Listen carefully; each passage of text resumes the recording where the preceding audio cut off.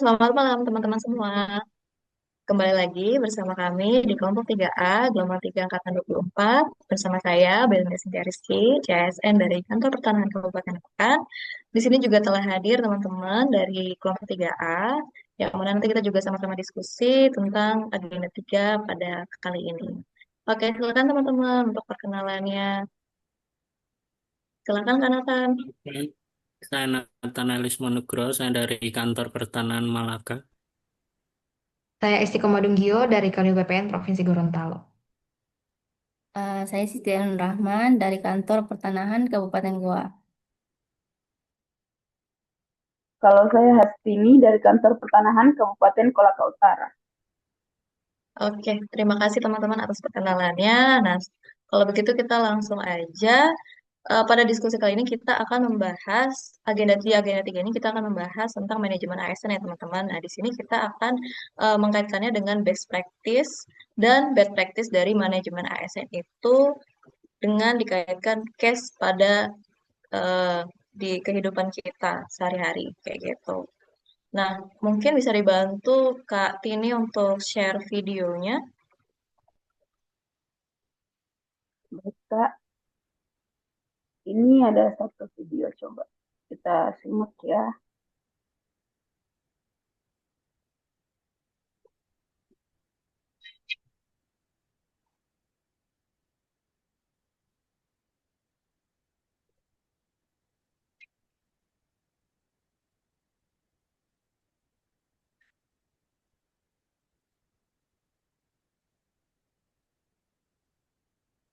Izin Kak Tini Hmm, mungkin belum maaf. share sound. Mm-mm. Kak Tini boleh dibantu share sound. Maaf. Langsung lanjut saja ya ini.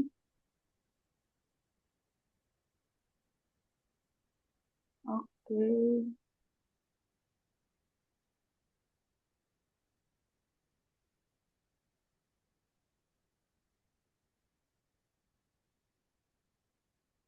Ayo alih media, para pemilik tanah di penjuru Indonesia. Selamat datang di era baru, masa depan yang cerah. Kini semua lebih mudah, aman dan terpercaya. Yo alih media ke sertifikat elektronik. Sertifikat elektronik berjuta manfaat. Data terenkripsi, aman terlindungi. Sertifikat elektronik berjuta manfaat. Yo alih media ke sertifikat elektronik. Hindari mafia tanah dengan sertifikat elektronik. Tidak bikin panik, jauh lebih efektif, mudah diakses dalam sentuh Andal, Aman, yo ayo alih media sekarang juga. dengan sertifikat elektronik. Sertifikat elektronik berjuta manfaat. Oke, terima kasih Kak videonya, keren banget.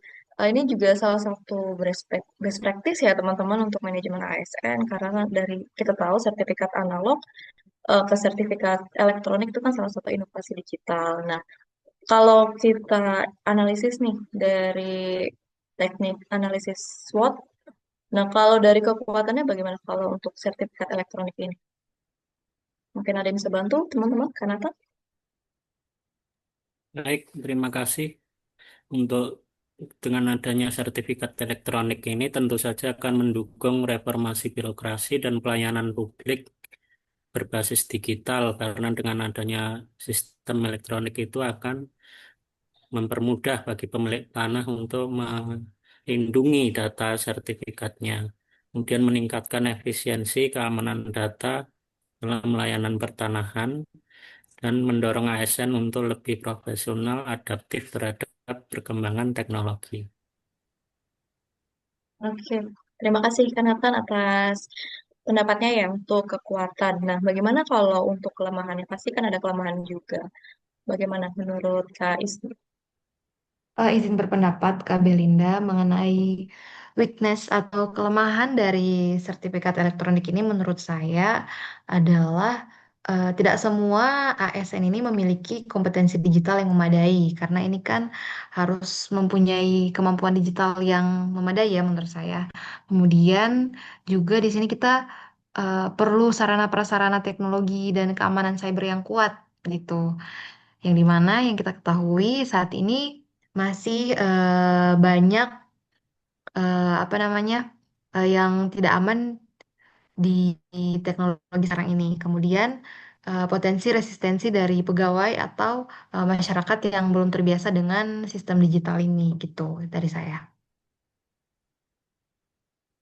Oke, terima kasih Kak Isti. Ya, bisa dibilang juga nggak semua ASN itu punya eh, kecakapan dalam berdigital ya. Nah, ini juga harus Ya. menjadi salah satu solusi ya untuk kedepannya. Nah, kemudian untuk peluang bagaimana nih? Opportunities dari sertifikat elektronik Kak Ainun. Oke, terima kasih Kak Belinda. Untuk peluangnya sendiri itu yakni meningkatkan kepercayaan publik melalui layanan cepat, transparan, dan bebas pungli. Lalu selanjutnya membuka ruang kolaborasi dengan instansi atau lembaga digital lain seperti Kominfo, BRIN, dan BSSN. Lalu selanjutnya adalah mendorong peningkatan kompetensi ASN melalui pelatihan digitalisasi. Mungkin itu Kak Belinda. Ya, terima kasih Kak Ainun untuk saran dan pendapatnya ya terkait peluang. Nah, bagaimana kalau untuk ancaman dari sertifikat elektronik ini, Kak Tini? Kalau menurut saya, ancamannya juga ada beberapa ya. Yang pertama itu ancaman kebocoran data dan serangan cyber jika keamanan kita tidak diperkuat. Kemudian kesenjangan kemampuan digital antar pegawai dapat menimbulkan timpangan kinerja. Lalu potensi penolakan masyarakat terhadap perubahan sistem jika sosialisasi kurang maksimal. Mungkin itu saja Kak Belinda. Oh, terima kasih Kak Tini atas pendapatnya ya untuk analisis ancamannya dari sertifikat elektronik ini. Terima kasih teman-teman. Nah, jika kita kaitkan nih dengan materi agenda 3 yaitu manajemen ASN, pertama kan kita tahu ada kedudukan peran, hak dan kewajiban serta kode etik ASN. Kira-kira bagaimana nih untuk best practice-nya dalam eh, peristiwa atau kegiatan sertifikat elektronik ini, Mas Nathan? Baik, untuk best practice-nya itu ASN itu berperan penting dalam mendukung transformasi digital pertanahan. Terutama dengan hadirnya sertifikat elektronik ini, maka ASN harus siap beradaptasi dengan perkembangan teknologi serta memahami perubahan sistem kerja, menjunjung tinggi akuntabilitas, dan penerapan sertifikat ini juga akan menguji komitmen ASN dalam menjaga kerahasiaan data dan informasi publik. Itu, Kak. Oke, terima kasih Kak Nathan untuk pendapatnya ya terkait best practice dalam kedudukan, peran, hak, dan kewajiban serta kode etik ASN. Nah, selanjutnya juga ada konsep konsep sistem merit dalam pengelolaan ASN. Untuk best practice sendiri bagaimana nih, Kak Isti? Izin berpendapat Kak Belinda mengenai konsep sistem merit dalam pengelolaan ASN jika kita kaitkan terkait dengan jika kita kaitkan dengan sertifikat elektronik ini tentu best practice-nya itu di implementasi sertifikat elektronik ini membutuhkan ASN yang kompeten di bidang digital dan teknologi informasi. Jadi, penerapan sistem merit ini tentu menjadi sangat penting karena penempatan pegawai nanti dilakukan berdasarkan kompetensi bukan senioritas atau kedekatan. Seperti itu. Dengan begitu, inovasi ini dapat dijalankan secara efektif dan berkelanjutan. Hal ini juga akan menutupi weakness yang saya sebutkan tadi gitu. Seperti itu Kak Belinda. Oke, terima kasih banyak Kak Isti ya untuk saran dan pendapatnya juga ya untuk konsep sistem merit ini dalam manajemen ASN. Nah, untuk mekanisme pengelolaan ASN itu sendiri dari segi best practice-nya, Kak Ainun bagaimana menurut Kakak Ainun? Ya, kalau dari saya, Kak Belinda, pengelolaan ASN yang baik mendorong peningkatan kapasitas digital melalui pelatihan, sertifikasi, dan pembinaan kompetensi, agar seluruh pegawai mampu beradaptasi dengan perubahan sistem kerja berbasis elektronik. Selain itu, sistem pengawasan juga harus menyesuaikan, misalnya dengan audit digital dan monitoring berbasis sistem untuk mencegah penyalahgunaan akses. Seperti itu, Kak Belinda. Oke, terima kasih Kak Ainun dan teman-teman semua ya untuk kita diskusi dan kita menganalisis juga nih untuk eh, kegiatan sertifikat elektronik ini dikaitkan dengan materi agenda 3 yaitu manajemen ASN, best practice seperti apa dan kekuatan secara analisis SWOT-nya seperti apa. Nah, untuk bad practice-nya nih, kita juga sudah ada nih kan videonya. Gimana Kak ini? Mungkin boleh dibantu share ke teman-teman? Baik, Kak Belinda, kita simak video yang kedua. Saudara, polisi menetapkan 30 tersangka dalam kasus mafia tanah dari 10 laporan yang diterima polisi sejak tahun 2020 hingga tahun 2022 dengan jumlah 12 korban. Salah satu korban yakni selebritas Nirina Zubir. Dari 30 tersangka saat ini, 13 diantaranya adalah pegawai BPN yang terdiri dari 7 orang ASN Badan Pertanahan Nasional dan 6 pegawai tidak tetap. Kapolda Metro Jaya Irjen Fadil Imron mengatakan penyalahgunaan akun BPN RI dan program PTSL merupakan modus baru yang ditemukan dalam pengembangan kasus mafia tanah.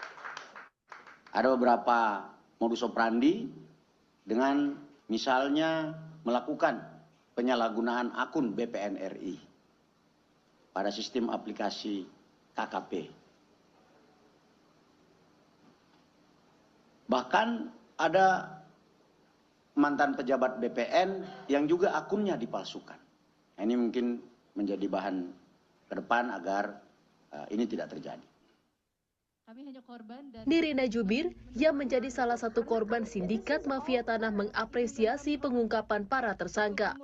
Namun ia berharap para mafia tanah dapat dimiskinkan untuk memberikan efek jera.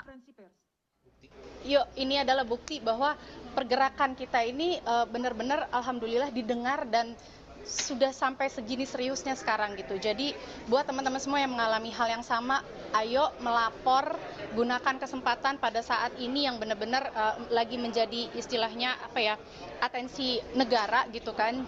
Bersuaralah, jangan takut dan mudah-mudahan keadilan berpihak kepada kami-kami yang menjadi korban ini. Sementara itu, Menteri Agraria dan Tata Ruang Badan Pertanahan Nasional Hadi Cahyanto menyebut mafia tanah ada di mana-mana. Hadi bahkan tegas bakal mencopot pejabat BPN yang diketahui terlibat praktik mafia tanah. Fungsi kontrol itu mutlak. Oleh sebab itu, Irjen Kementerian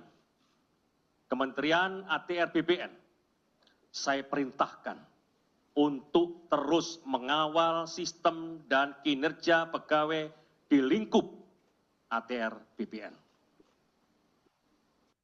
Saudara-saudara, apabila terjadi pelanggaran, saya tidak segan-segan untuk segera mencopot proses hukum dan pecat. Dari total 30 tersangka yang diumumkan, 25 orang diantaranya telah ditahan pihak kepolisian. Selain pejabat dan pegawai BPN, penyidik juga menangkap 2 ASN pemerintah daerah, 2 kepala desa, seorang penyedia jasa perbankan, serta 12 orang masyarakat sipil. Tim Liputan Kompas TV. Oke, terima kasih Kak Tini untuk share videonya ya. Nah, ini juga salah satu contoh dari bad practice untuk kita bisa kaitkan pada materi agenda 3 yaitu manajemen ASN.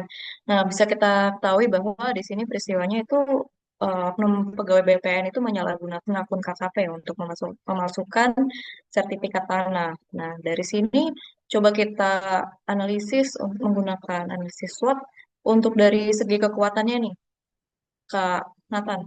Menurut Kak Nathan bagaimana dari penyalahgunaan akun KKP ini? Baik, Terima kasih Kak Belinda. Kalau dari segi kekuatannya itu terdapat sejumlah cara yang bisa kita manfaatkan untuk mencegah dan menanggulangi peristiwa yang serupa, terutama dengan melindungi akun KKP di kantor pertanahan kita.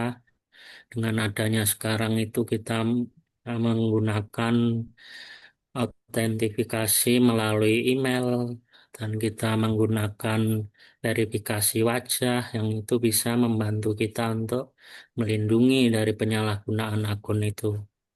Kemudian kita juga harus waspada dan memberikan kesadaran pada masyarakat untuk membantu meminimalisir resiko serta memperkuat keamanan dokumen pertanahan yang kita miliki. Mungkin itu, Kak Belinda. Terima kasih Kak Nathan untuk pendapatnya ya terkait kekuatan dalam eh, akun KKP itu sendiri sebenarnya. Nah, kalau untuk kelemahannya nih dari akun pertanahan atau KKP, menurut Kak Isti bagaimana? Baik, Kak Belinda, terkait dengan kasus, khususnya untuk kasus mafia tanah ini ya, eh menurut saya untuk weakness atau kelemahannya itu tentunya pada lemahnya pengawasan internal kita terhadap perilaku pegawai BPN di lapangan seperti itu. Kemudian eh, dengan adanya itu jadinya budaya integritas kita belum merata. Jadi sebagian pegawai mungkin masih mudah dipengaruhi oleh kepentingan-kepentingan pribadi serta penegakan disiplin yang belum konsisten. Jadinya efek jera itu masih belum terasa. Saya itu untuk kelemahan. Oke, terima kasih Kak Isti ya untuk pendapatnya terkait kelemahan dari apa mafia tanah itu sendiri ya. Jadinya ada kasus seperti ini begitu karena adanya kelemahan. Nah, untuk peluangnya sendiri bagaimana ini Kak Ainun? Oke, terima kasih Kak Belinda. Nah, untuk peluang dari kasus ini, kasus mafia tanah ialah bisa menjadi momentum pembenahan sistem pengawasan ASN. Yang kedua, peluang untuk memperkuat pendidikan integritas serta transparansi layanan dan sistem reward punishment. Yang ketiga itu dapat mempercepat transformasi digital layanan pertanahan agar bisa lebih transparan ke depannya. Mungkin itu Kak Belinda dari saya. Baik, terima kasih Kak Ainun untuk masukannya terkait analisis peluangnya ya dari kasus mafia tanah ini. Untuk ancamannya sendiri bagaimana Kak ini? Baik, untuk ancamannya itu ada beberapa juga. Yang pertama, menurunnya kepercayaan publik terhadap BPN dan ASN secara umum. Kemudian munculnya stigma negatif bahwa ASN mudah disuap atau disalahgunakan. Lalu yang ketiga, potensi gangguan stabilitas kelembagaan jika tidak segera ditangani dengan reformasi menyeluruh. Itu saja Kak Belinda. Ya, terima kasih Kak Tini atas sarannya ya untuk ancaman dan hasil ancamannya. Nah, kalau begitu kita kaitkan nih teman-teman dengan materi agenda 3 yakni manajemen ASN untuk eh, kedudukan, peran, hak, dan kewajiban serta kode etik ASN-nya ini untuk kasus ini dalam bad practice-nya bagaimana ini? Menurut Kanatan bagaimana? Baik, terima kasih Kak Belinda. Untuk kasus ini, ASN itu tetap harus menjalankan tugas sesuai prosedur dan melaporkan bila menemukan adanya indikasi pelanggaran, serta menolak segala bentuk suap gratifikasi dan menunjukkan komitmen integritas untuk setia menerapkan nilai-nilai berakhlak dalam pelayanan pada masyarakat. Itu, Kak. Baik, terima kasih Kanatan. Nah, itu juga tentunya pasti ada best practice-nya juga ya. Kalau dari Kak Isti gimana menurut Kak Isti? Dari kasus ini tentunya juga pasti ada best practice-nya juga gitu kan. Ya, baik. Menurut saya eh, karena sudah ditetapkan sebagai tersangka, berarti dalam hal ini ada yang melapor akan indikasi hal tersebut. Jadinya untuk best practice di sini artinya ada ASN yang menjalankan tugas sesuai prosedur. Jadi dia melapor bila terdapat indikasi pelanggaran dan tentunya di sini dia menolak suap yang menunjukkan pelaksanaan peran ASN ini sebagai pelaksana kebijakan publik sebagai apa namanya sebagai pelaksana kebijakan publik dia menunjukkan nilai berakhlak yakni berorientasi pelayanan. Itu menurut saya Kak Belinda. Terima kasih Kak.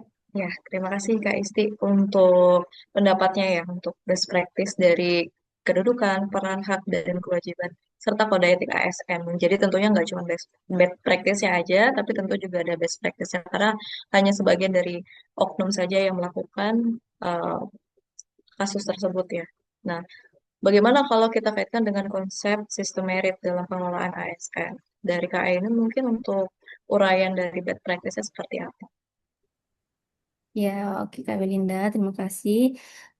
Dari saya, bagian bad practice-nya ialah jika proses rekrutmen, promosi, atau mutasi tidak berbasis kompetensi dan kinerja, misalnya karena nepotisme atau tekanan politik, maka pegawai yang tidak layak bisa menempati jabatan strategis.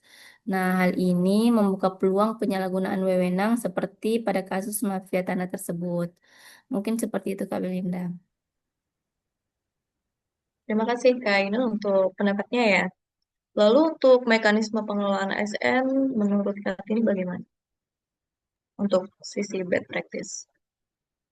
Kalau menurut saya, lemahnya pengawasan internal, tidak optimalnya penegakan disiplin, serta kurangnya budaya pelaporan pelanggaran, menunjukkan pengelolaan ASN yang belum efektif. Akibatnya, oknum bisa beraksi tanpa takut sanksi. Itu saja, Kak Belinda. Ya, terima kasih teman-teman atas kontribusinya dan saran dan serta masukannya ya untuk kita diskusi terkait agenda 3 yaitu materi manajemen ASN. Di sini kita juga sama-sama berdiskusi tentang best practice dan bad practice-nya juga. Nah, kalau begitu kita mungkin saya akhiri untuk diskusi kali ini. Terima kasih. Selamat istirahat teman-teman. Wassalamualaikum warahmatullahi wabarakatuh. Waalaikumsalam. Waalaikumsalam warahmatullahi wabarakatuh.